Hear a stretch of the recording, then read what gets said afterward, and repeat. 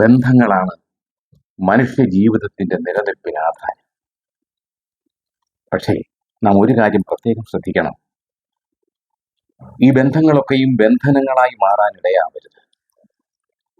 ഓരോ ബന്ധങ്ങളും നമുക്ക് വിവിധ അനുഭവങ്ങളാണ് തരുന്നത്. ഓരോ പ്രത്യേകതരം അനുഭവങ്ങളാണ് തരുന്നത്.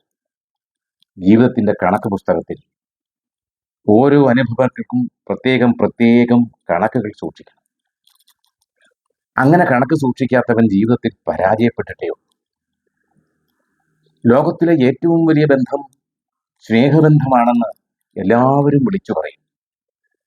പക്ഷേ നമ്മുടെ കയ്യിൽ പണമില്ലാതായാൽ, നമുക്കൊരു പ്രതിസന്ധി വരുമ്പോൾ ഈ സ്നേഹബന്ധങ്ങളൊക്കെ എവിടെ നിൽക്കുമെന്ന് അപ്പോൾ കാണാം.